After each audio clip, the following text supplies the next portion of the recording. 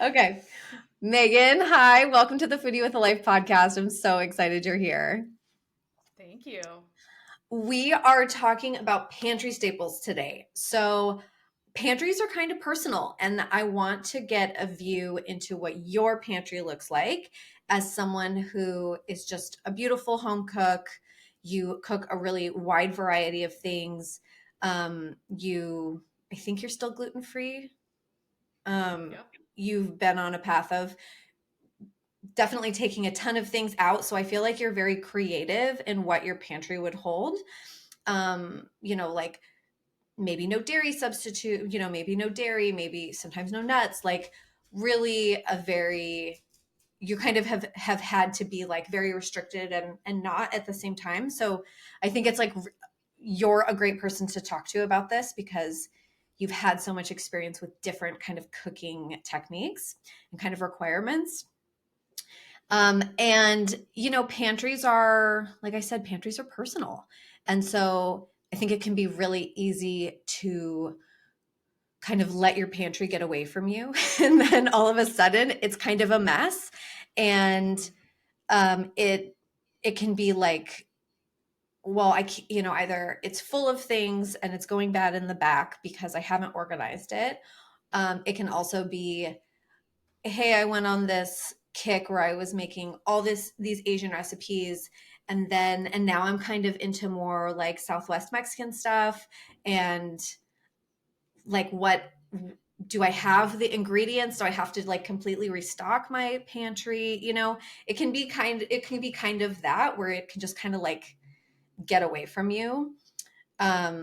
And also it can be something I find it can be the kind of place where like you end up inheriting things like people will give you I don't know, people give me spices for Mm-hmm. Christmas and like little jars of special things and all of a sudden you can end up with a pantry that maybe looks full but isn't necessarily a pantry that you're using, right? Yeah. Yep. Totally. So I do want to take a walk through your pantry, kind of like virtually. But start with tell me what cuisine you cook what cuisine you cook the most. We'll start there as like our Okay. baseline and then we'll kind of go from there. Okay. I think if I had to choose one, I would probably say like Mediterranean style, because we do just like a lot of veggies and meats and herbs and just like really kind of basic fresh flavors. But I also really love to have options and I get bored pretty easily. So with that said, like I am kind of the person that could let my pantry get away from me. My spice collection is large, like real large.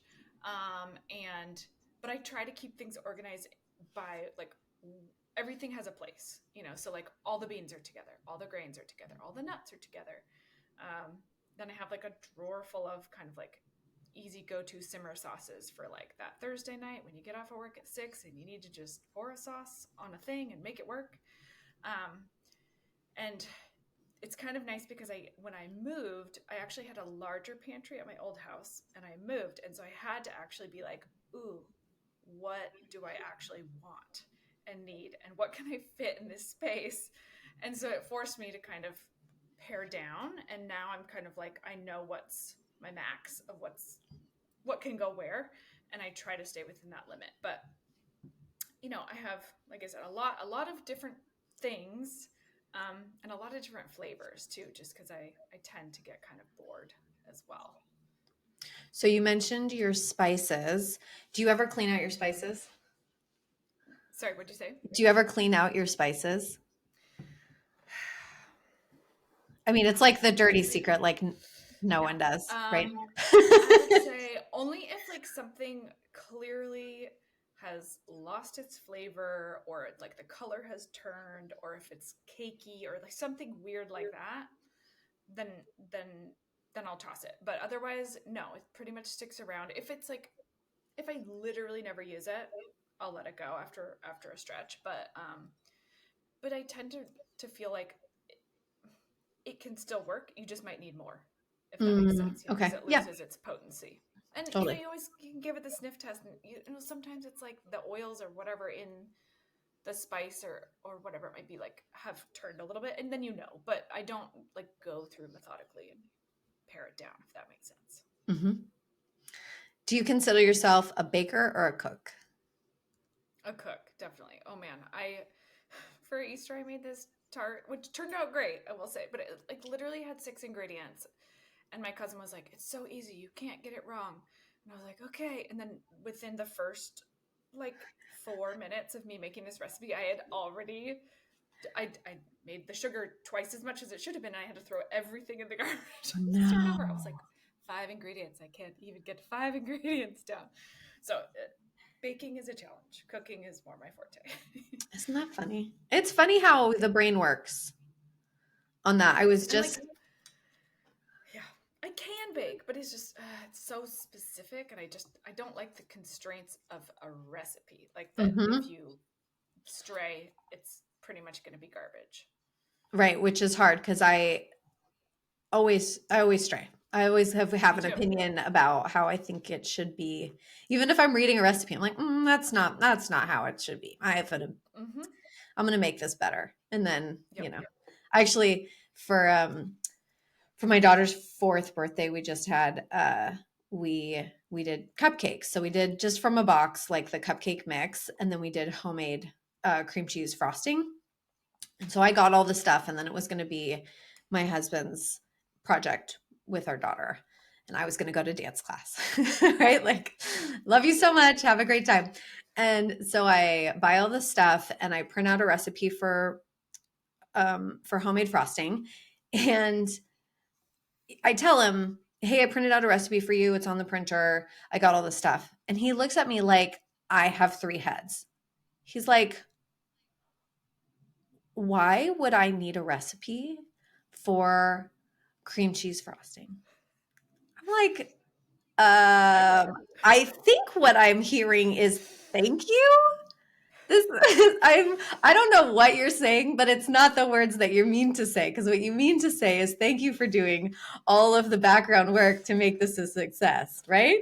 And he's like, Yes. Christina, I have made more frosting than you have eaten cakes.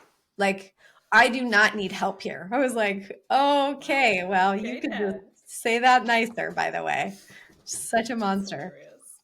Yeah, so he was not impressed that I printed out a recipe for him. I would But have found baking that is, very helpful. see, I mean, with baking, I don't consider myself a baker either. I've got too many opinions and I'm trying to take it in too many directions. I hear you. Okay, so how do you think about stocking your pantry? So, do you consider yourself a minimalist or a maximalist? And then tell me kind of more about that. I am a maximalist. Okay. If I'm if if I don't have like two of every kind of canned beans at any one time, like two cans of every kind, then I'm like, oh, I need more beans. Like it has to be full. And it's not even like I think I like the idea that I could do anything at any time. I could make anything at any time. So I have like many different kinds of vinegars.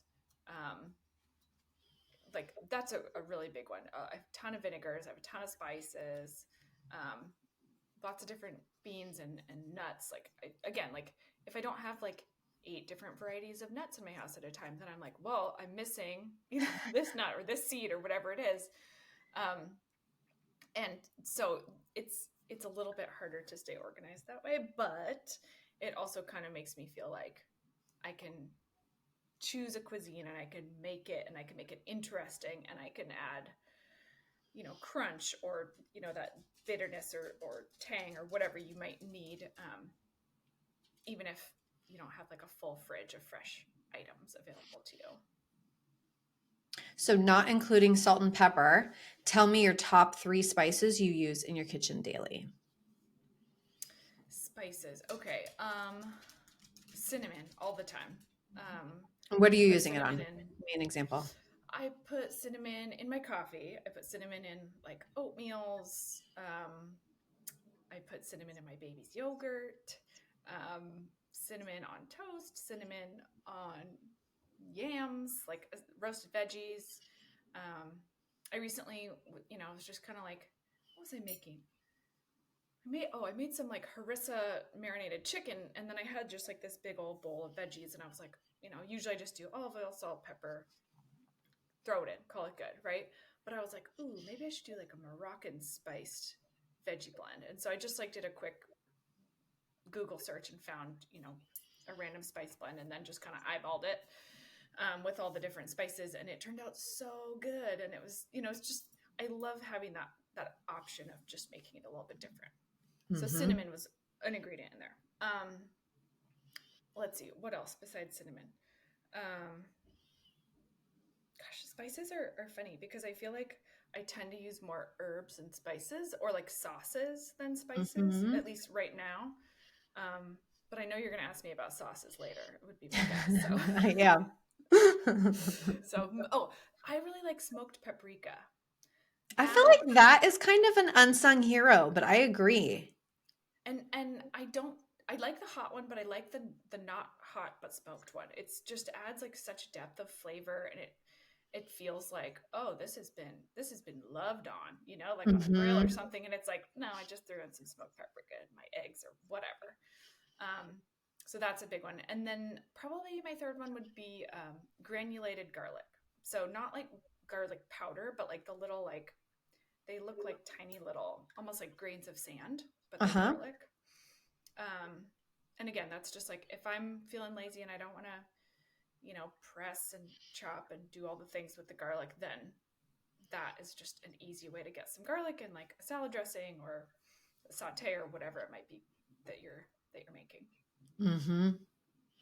Okay, so we'll talk spices or sauces then. So walk me through your sauce selection. And I'll say, for someone who doesn't know Megan and her sauce obsession, her freezer is stocked. So you make sauces kind of, I'm going to say in bulk, but that's the wrong thing. Like you make sauces frequently and then you'll freeze a portion of them. And so your freezer is like stocked with all these homemade kind of sauces and concoctions and things that you can easily add to a recipe, which I love. I didn't grow up cooking with sauces. We were like a salt and pepper, olive oil family. It was like kind of simple. Um, but this last summer, I ended up making a ton of fresh herb sauces because we had all these herbs from CSAs and from our garden. And so now my freezer is stocked with sauces and Love that. it's kind of great. It's So great. tell me about your sauce selection, both in your pantry and in your fridge. Okay. I will say my freezer stash is a little low right now. I Megan, only come have, on. I know, I can't believe it. I'm like, I only have like a chimichurri and a lemon tahini and probably a pesto in there right now. Maybe a salsa verde. So yeah, a few things in my freezer. That's pretty good. Um, okay, pretty good. That's pretty good. I would say like really like quick, easy. I use all the time. I use balsamic glaze a lot. I like to have like breakfast salad with eggs or whatever it is that I'm eating. And I find that like a straight, really tangy vinegar is like a little bit too much in the morning. So I like to just like put a little pile of my salad leaves on my plate, maybe a little avocado and tomato in there, and then I drizzle it with balsamic glaze. And then my favorite is adding tahini instead of like an olive oil. Mm. So tahini is another one that I use a lot with roasted veggies. It's like my favorite is just like roasted eggplant with drizzled tahini and a little salt. Like it's just everything to me. So So good. I hear you. It's like so yeah, satisfying and like kind of rich without yeah, being I don't heavy. yeah. It's. I mean, I could eat like multiple eggplants a week. I, They're I could so too. good. Yeah. Yeah, so good. So yeah, balsamic glaze, tahini.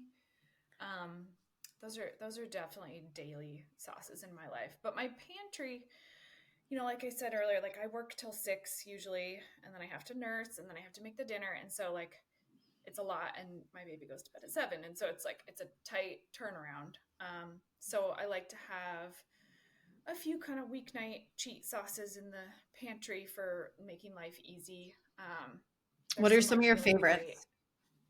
There's It's so so hard there's to really know at the great. grocery store, like what's I good. know. PCC has this one really good brand.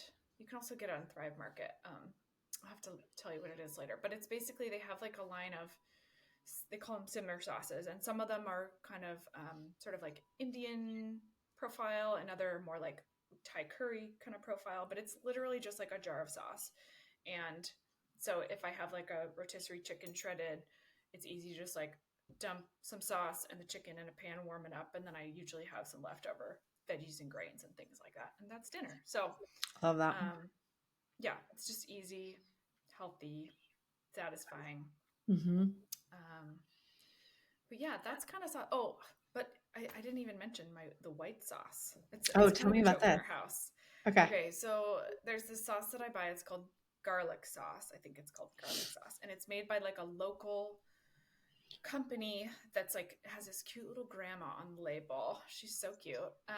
And it's I can't remember what it's called. It's like Bubby's white sauce or something like that. Garlic sauce, and all it is garlic, lemon, olive oil, and salt, and it's like whipped and blended, and it's in this bottle in the refrigerated section of the grocery store, and it's almost like an aioli, but like just lighter and fresher, and just makes everything pop. So we love that with, like roasted veggies or meats or anything that just, especially if there's something that's just like turned out a little more dry than you wanted it to, or something that just needs Yeah, a like little help, yes. like a turkey burger. You're like, okay, this turkey burger needs some help.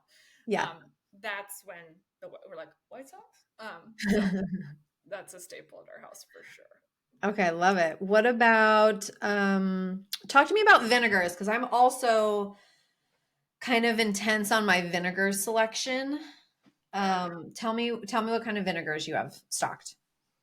Okay, I think my favorite is also one of the hardest to find, and it's white balsamic. Mm-hmm. Um, Why do you it's like that? it's I like it because it's not too tart and it's not sweet. It's like a great in between, kind of a balancer. And I feel, and I, to me, like just that and olive oil is just, it's done. Like you don't have to do Hmm. anything else. And you don't have to mix it. You just throw it in and toss it around. Whereas sometimes I feel like I'll get a balsamic or, a rice wine vinegar that you use, and it almost like catches in your throat because it's just like Hmm. too much. And so then you have to kind of add other ingredients and do this and that. And I'm right now in a phase of life where I'm just like, easier is better. Yep. So that's definitely a go-to. But I also love a good balsamic. I have rice wine vinegar. I love mirin, which is like a sweeter sort of Asian style rice wine vinegar that's, if you want something that has more depth of flavor, but it's definitely like a sweeter element. So it needs something to balance it, like, Hmm. um, something with a little more tartness to it. Hmm. Um, I'm trying to think what else, what other vinegars I have there. I mean, I'm sure I have others, and I also have like a lot of oils too. Um, my go-to oil is still olive oil, but I like a toasted sesame oil, and I have some little truffle oils. Um, so just like again, kind of like switching up the flavors, but using essentially the same ingredients over and over again. Hmm. Yeah, I mean that's the beauty of a well-stocked pantry is you can do a lot without kind of like buy it once and then Yep. you don't have to mess around with it again. You can kind of like make it. Mm-hmm. So, do you have pomegranate molasses? I do. That is, I'm kind of Yes. obsessed with. I feel like pomegranate molasses on, yeah, I'll do plain Greek yogurt, roasted vegetables, whatever I did, like roasted yams, potatoes, and beets and carrots, whatever. Like you kind of can't go wrong. And Yeah. then a drizzle of um, pomegranate molasses, just a little bit because it's so tart. It's like really packs a lot of punch. Mm-hmm. And then good olive oil, like a hearty dose of good olive oil, and then some fresh herbs and maybe some sumac. And it's like this beautiful kind of restaurant worthy plate of vegetables that's so satisfying. And it has all these different like flavors and layers and textures. Sometimes I'll put on some toasted sesame seeds, just like kind of for a little bit of crunch. And it's so good, but you just can't kind of replicate that like tanginess. Yeah. I love Um, that. and then like I've been making recipes that are calling for pomegranates, which are actually pretty hard to find here in Seattle, and they have a short season, and so I can substitute the pomegranate molasses and then maybe Mm-hmm. something that's like crunchy in its place, because they have like the little pips in them, and it like does the trick, which is kind of Awesome. nice. Yeah, Yeah, that sounds good. so good. Yeah, I feel that way about like also, you mentioned like the little sesame seeds. Like I love za'atar because it's got, Hmm. it's really good depth of flavor, but also that crunch. And I haven't made it in a long time, but it's easy to make like a big batch of it and then just like use it for elevating something kind of simple. For sure. Yeah. I actually made a batch of it. Oh my gosh, it's probably like 2 years now. When my daughter was like around one and I had her help me. She was just in the kitchen with me, in her high chair. And so I had Mm-hmm. her like help me make it. And you just kind of dump a bunch of Cute. stuff into a pan and toast Yeah. some things and put it in a jar. And she was super game. She was eating up cumin like nobody's business. Oh, I love that. Yeah, she was just totally down. And so I would give her like a little pile of za'atar and then some garbanzo beans or some, roasted carrot or some plain carrot or whatever. And she was just like dipping, making her own adventure. It was so great. And it was something that I would have never done otherwise if she Yeah, just hadn't been around, when I was making totally. it. That's a good point. I'll have to try Okay. that. So, what condiment can you not live without? I mean, I feel like I've mentioned a lot of the ones already, but I'm like, I think, yeah, like the balsamic glaze, the white sauce, the tahini, those are all ones that I just really, really love. And I mean, salt is a condiment ish. I Yeah, feel like if sure. there wasn't salt, like Why? everything would be lame. Yeah. Then just why? I know. I feel bad for my baby because they're like, don't salt the baby's food. And I'm like, but Hmm. it's just so boring. Um, so yeah, I mean, I'm kind of one of those people that and not like sitting down to a restaurant meal. I usually don't have to salt a thing, but if I go buy, and you know this about me, if I buy like a pastry, and I'm a lover of gluten-free pastries. If I buy a pastry, it's not right until it has salt on it. And Oh, totally so agree. you and so I'm out and about and I'm like, coffee shops don't usually have salt. So I have salt in my purse for the moments I when I, respect that. I I find a respect this. pastry. It's like a little tin of Jacobson salt, and it's like, and I'm just like, I'm that lady who's like, hi, don't mind me salting Just, my muffin over here. oh my gosh, I love that. What about nut butters? Do you have any preferences on nut butters or anything that you feel particular about? I eat a lot of peanut butter. I used to Hmm. love almond butter, but now I'm allergic to almonds and hazelnuts, so I'm a bit limited with the butters. But tahini and peanut butter are definitely my staples. Um, I love a good cashew butter, but it's kind of hard to find. Hmm. Or Do you make at your least own? I guess I could, but time is of the essence. Can't just because you can doesn't mean you should. That's Yeah, what we I say.